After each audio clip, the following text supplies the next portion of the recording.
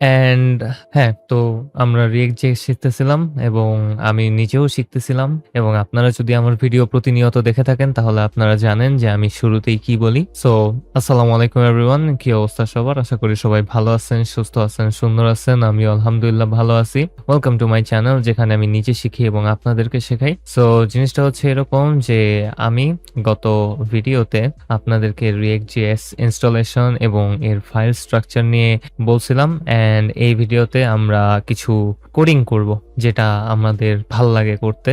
আপনাদের ভাল লাগে কিনা আমি জানি না, বাট আমার ভাল লাগে অনেক।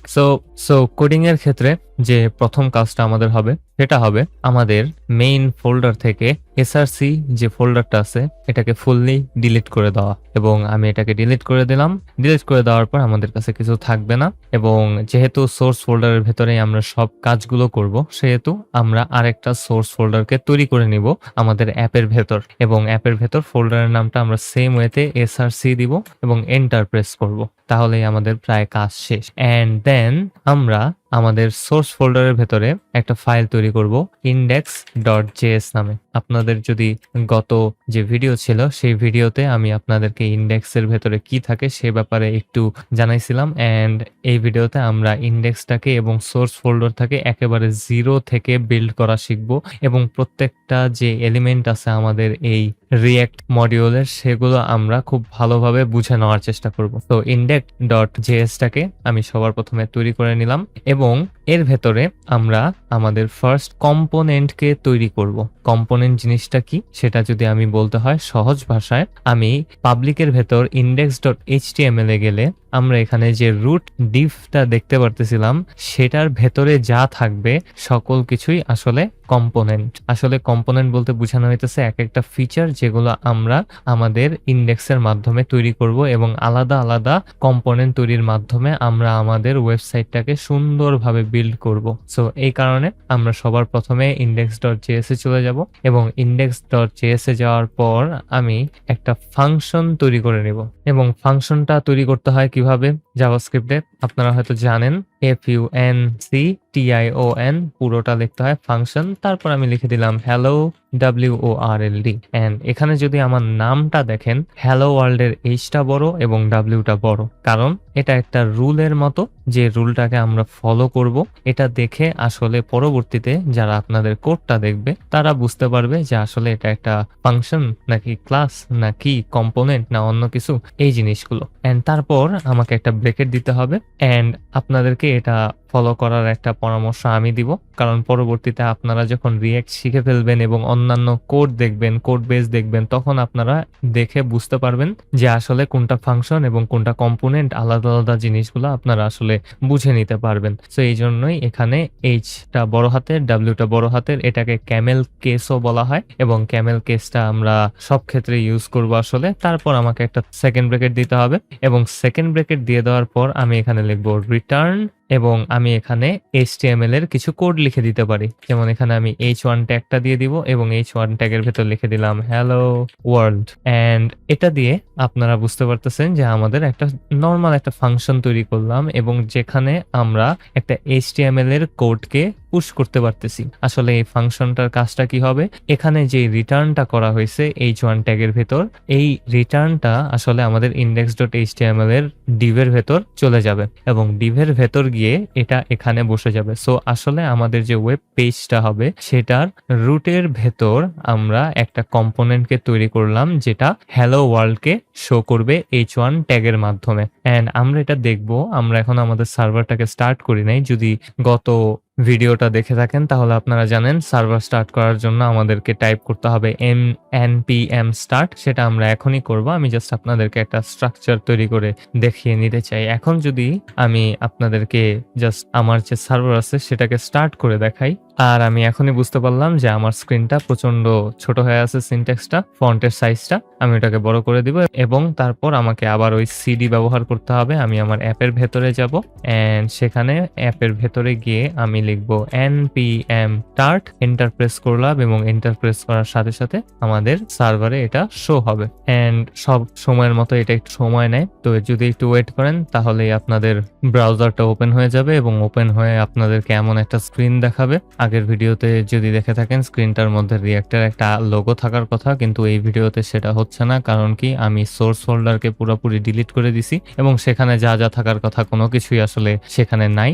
এন্ড আমরা যদি আমাদের কোডে ফিরে যাই তাহলে একটা জিনিস আমরা দেখতে পারবো যে আমরা আসলে কোনো কিছুই ঠিকঠাক মতো অ্যাড করি নাই। এর মিনিং হচ্ছে এই যে আমরা এখনো আমাদের রুটের সাথে যে কানেকশনটা থাকার কথা ছিল রুট ডিভের সাথে, সেটা আমরা এখনো তৈরি করিনি। সো সেটা আমাদেরকে তৈরি করতে হবে এবং সব ভিডিওর মতোই আমাদেরকে একটা কাজ করতে হবে এটা করার জন্য। সেটা হবে যে আমাদেরকে ইম্পোর্ট করতে হবে রিঅ্যাক্টকে। তো আমি লিখবো ইম্পোর্ট রিঅ্যাক্ট বড় হাতের আর দিয়ে, এন্ড তারপর আমাকে লিখতে হবে আমি কোথা থেকে রিঅ্যাক্টকে নেব। তো ইম্পোর্ট রিঅ্যাক্ট ফ্রম একটা কোটেশন দিব, কোটেশনের ভেতর দিয়ে দিব রিঅ্যাক্ট। এটা দেওয়ার পেছনের রিজন হচ্ছে এই, আর সেমিকোলন দিতে ভুলবেন না, সেমিকোলন দিতে হবে, না হলে এরর দেখাবে অলওয়েজ। এটার রিজন হচ্ছে এই যে আমাদের যে রিঅ্যাক্ট মডিউলটা আছে সেটা থেকে আমরা রিঅ্যাক্ট যে ফাংশনালিটি গুলো আছে সেগুলোকে নিয়ে আসতে চাচ্ছি, এবং এটা ইউজ না করলে আমরা আসলে রিঅ্যাক্টের কোনো কিছু ইউজ করতে পারবো না। এবং আমি আরো একটা জিনিসকে ইম্পোর্ট করে নেব, সেটা হবে আমাদের রিঅ্যাক্ট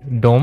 রিঅ্যাক্ট ডোম জিনিসটা কি সেটা আসলে আমার এখন আপাতত এক্সপ্লেন করতে গেলে অনেক বেশি সময় লাগবে। কারণ হচ্ছে এই যে রিঅ্যাক্ট ডোমটা আসলে একটা ভার্চুয়াল ডোমের মতো।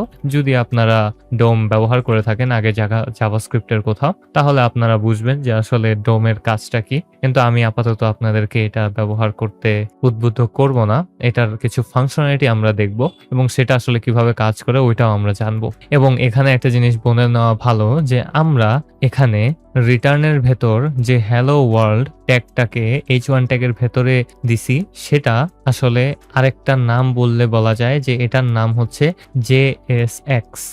এটা আসলে বুঝাচ্ছে যে পিওর HTML কোড, যেটা জাভাস্ক্রিপ্টের সাথে আমরা ব্যবহার করতে পারি এবং সাথে সাথে আমরা আরো অনেক কাজ করতে পারি। তার মধ্যে একটা হবে এখন আমাদের ডোমটা নিয়ে নেওয়ার পর আমরা নিচে গিয়ে আমাদের রুটের সাথে একটা কানেকশন বিল্ড করব রিঅ্যাক্টকে ব্যবহার করে। সো আমরা সবার প্রথমে একটা কনস্ট্যান্ট ভ্যারিয়েবল নিয়ে নিব। এন্ড আমি যখন আপনাদেরকে এটা করাইতেছি তখন আমি ধরে নিতেছি যে আপনাদের জাভাস্ক্রিপ্টের বেসিকের ব্যাপারে ধারণাটা আছে। যদি না থেকে থাকে তাহলে এই ভিডিওটা আপনার জন্য না। আপনি একটু দয়া করে জাভাস্ক্রিপ্টের বেসিকটা একটু শিখে নিলেই আপনি এই জিনিসগুলো বুঝে যাবেন।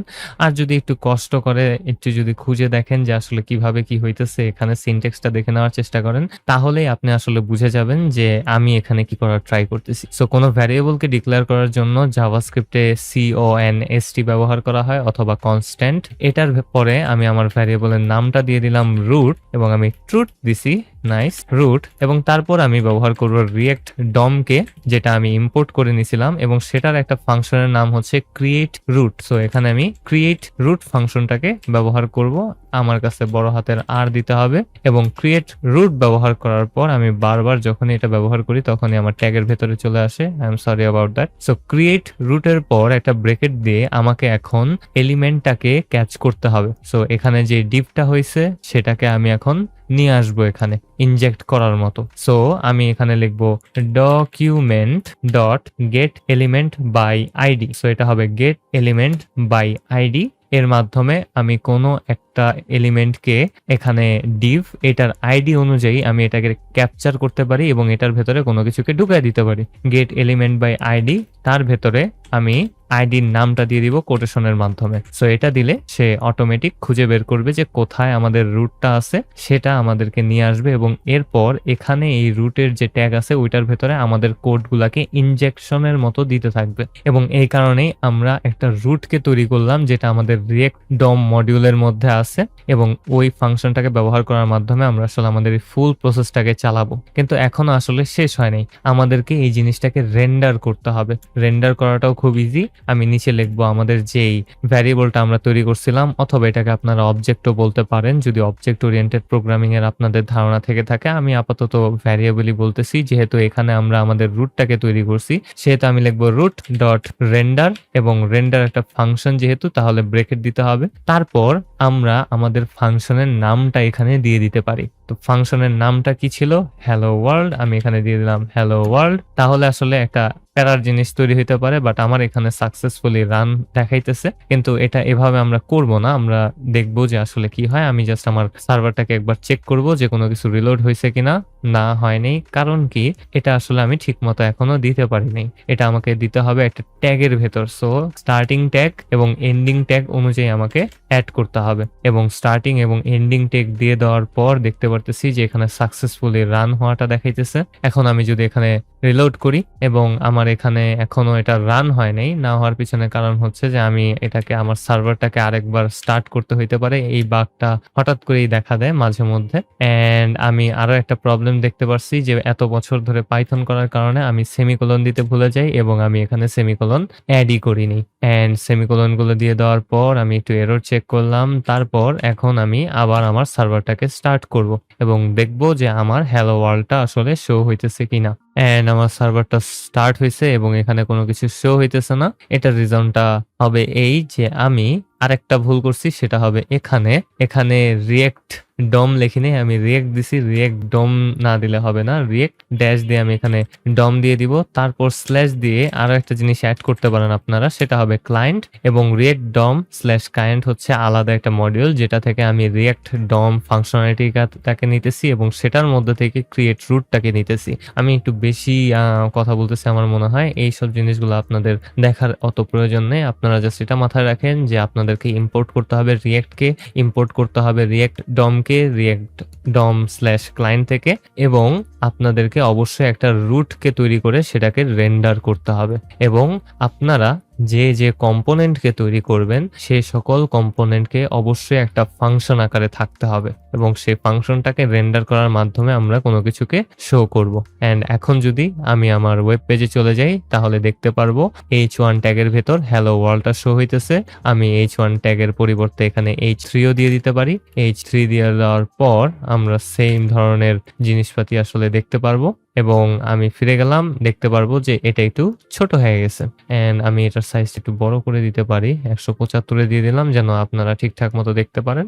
এন্ড লাস্টলি আমরা যেহেতু আমাদের ফার্স্ট কম্পোনেন্টকে তৈরি করে ফেলছি, সেহেতু আমাদের একটা কাজ করা উচিত, সেটা হবে যে এই জিনিসটা এখানে যখন রেন্ডার ফাংশনের ভেতর আমরা হ্যালো ওয়ার্ল্ড কে ট্যাগ আকারে ইনজেক্ট করছি, তখন এটা আমাদের কাছে একটু প্যারাদায়ক মনে হইতে পারে। সো এই কারণে আমরা সেলফ ক্লোজিং ট্যাগকেও ব্যবহার করতে পারি। যদি আপনারা জেনে থাকেন, সেলফ ক্লোজিং ট্যাগ হচ্ছে জাস্ট একটা ট্যাগের ভেতর হ্যালো ওয়ার্ল্ড লিখে তারপর শেষে স্ল্যাশ দিয়ে দেওয়া, তাহলে আমাদের যে ট্যাগটা ছিল সেটা আপনি ক্লোজও হয়ে যাবে। তো আমাদের দুইটা ট্যাগ লেখার কোনো প্রয়োজন পড়বে না, এবং একটু দেখতে সাজানো গোছানো মনে হবে। এখন যদি আমি এটাকে রান করি তাহলে দেখতে পারবো যে এটা সুন্দর মতো রেন্ডার হয়ে গেছে। তো আসলে কি হইতেছে, আমি একটা ওভারভিউ দিই। সেটা হচ্ছে যে আমাদের index.html এর রুটের ভেতর আমাদের যে রুট ডিভ আছে সেটার ভেতরে আমাদের মেইন কম্পোনেন্ট গুলা থাকবে, এবং সেটা আমরা একটা ফাংশনের মাধ্যমে তৈরি করব আমাদের কম্পোনেন্ট গুলাকে, এবং তারপর সেটাকে আমি রুটের ভেতর ইনজেক্ট করব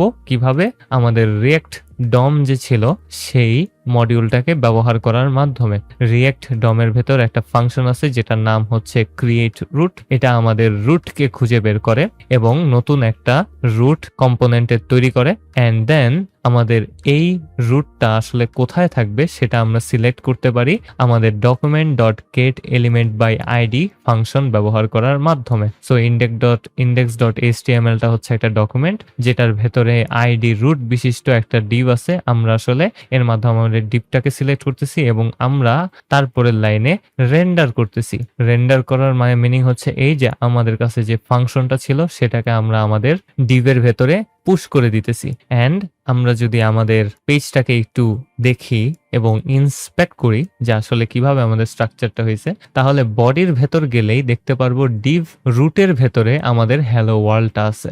এন্ড এখানে আমরা পুশ করার পর দেখতে পারতেছি h3 ট্যাগের ভেতরে হ্যালো ওয়ার্ল্ড এবং h3 ক্লোজিং ট্যাগটা চলে আসছে, কিন্তু আমরা কখনো এটা এখানে অ্যাড করি নাই। এন্ড রিয়েক্টে কম্পোনেন্ট এভাবেই তৈরি করতে হয়। আমরা এভাবে আরো অনেক ধরনের কম্পোনেন্ট তৈরি করা শিখবো, আরো অনেক ধরনের জিনিসপাতি শিখবো। এন্ড আজকের ভিডিওটা এই পর্যন্তই হবে। আশা করি আপনাদের কাছে ভিডিও ভিডিওটা ভালো লাগবে এবং আপনারা এটা দেখে কিছু শিখতে পারছেন, কিছু বেসিক ধারণা পাইছেন। অ্যান্ড আজকে এই পর্যন্তই হবে। সো ভিডিওটা যদি ভালো লাগে তাহলে একটা লাইক করবেন, একটা কমেন্ট করবেন, একটা সাবস্ক্রাইব করবেন, আমার জন্য দোয়া করবেন। And I need that because চ্যানেলে অনেক ভিডিও আপলোড করা হয়ে গেছে এই কয়েকদিনে অ্যান্ড ভিউ এর পরিমাণ আসলে অনেক কম। আমি একটু টেনশনে আছি যে চ্যানেলটা আল্লাহ তাআলা কোন দিকে নিয়ে যাবে আল্লাহ ভালো জানেন। সো সাথে থাকবেন, আমার জন্য দোয়া করবেন, কমেন্টে জানাবেন যে আপনাদের ভিডিওটা কেমন লাগছে। অবশ্যই ভাল লাগলে জানাবেন, খারাপ লাগলে জানাবেন। এই তো আরকি। আমি আরো ভিডিও আপলোড করার ট্রাই করব। সো আজকে এই পর্যন্তই। See you letter.